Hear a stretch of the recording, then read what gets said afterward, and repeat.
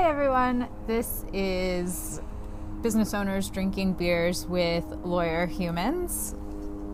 We today, for our inaugural session, have some vitamin R, as we like to call it here in Seattle, Washington, some Rainier. It's pretty much a staple at the house, especially for football watching days, though some might argue it's not highfalutin enough. I have Colin Lay here. He is an owner of LayRoots, an estate planning law firm, and he is my business partner and husband, so he was forced to be my first interviewee. Hi, Colin. Hi. Thanks for having me. I am glad I could make time for you. It's a little cold today. It's not just the beers that are cold. Yeah, it is a bit cold today. But this was the nicest area we could think of for our first video podcast. So, I guess my first question for you is, how did you decide to become a business owner? I know you kind of started it right out of law school, but you worked for people before that and pretty much since then. Well, I always knew that I didn't want to work for someone, I guess, other than myself. So I think that was the starting point, was to just coming out of law school to figure out a way that I could just be my own boss. And it kind of grew from there. It started with just that much of a plan, and then, yeah, it's blossomed, yeah. Do you attribute it to your punk rock roots? Maybe in part.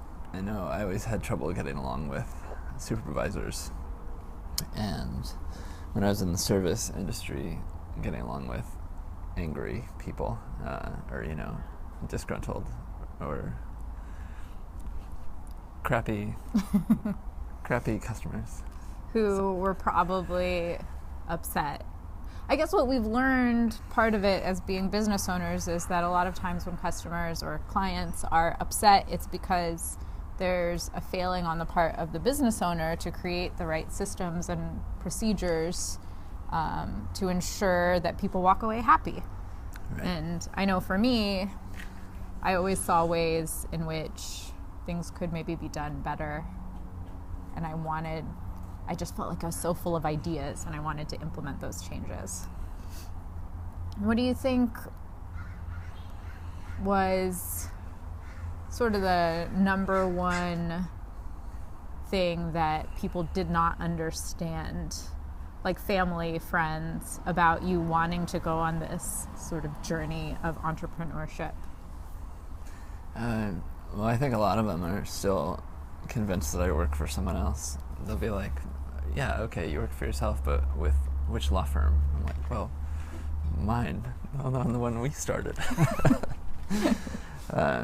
Or when I was doing disability work, a lot of people just thought I worked for Social Security Administration on the government side. So they'd be asking me about their, I don't know, retirement benefits or this and that. And I was like, I don't know. I'm sorry. I don't actually work for them. I can't pull up your file. So what would you say is maybe one of the number one things that you couldn't have done without while going on this journey?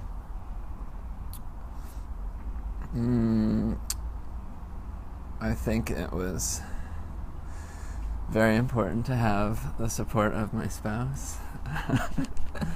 No, that wasn't just a plug for me, by the way.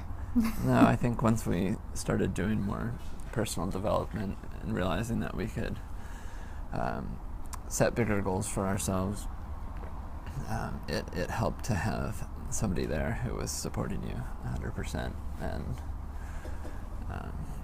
I guess someone with a positive outlook to counterbalance the negative energy might get from other people.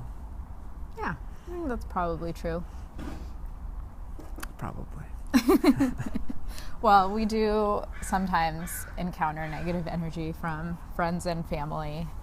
who don't really understand why we would be entrepreneurs. Like, what in the world would possess us to do that? So, since we are lawyer humans, I'm going to ask you some personal questions as well, so we can get to know you as a human being. Okay. What was the first concert you ever went to? And what was the best concert you've ever gone to? The first one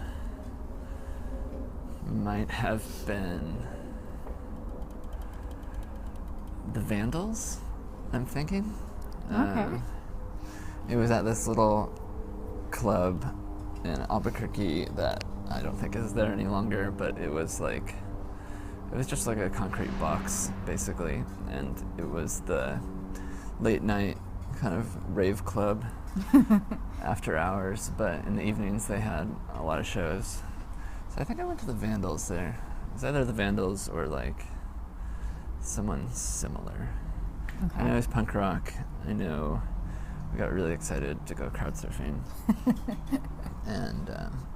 And most fun might be Huey Lewis and the News in New Orleans, wearing jorts and Hawaiian shirts. It's pouring rain, and we were just dancing around and having a great time, singing along. I think that was it. Down in the French Quarter. Yeah.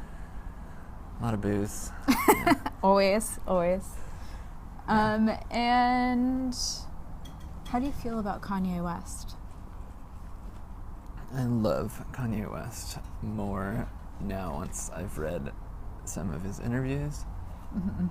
And as being a business owner, I've certainly come to like him more.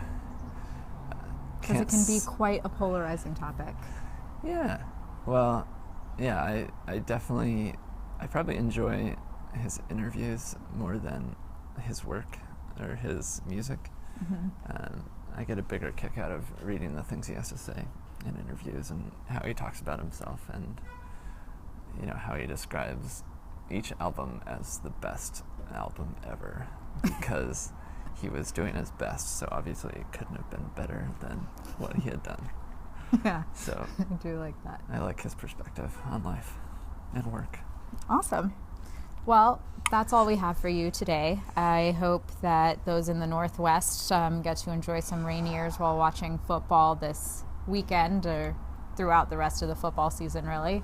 And I hope you enjoyed it. Cheers. Cheers.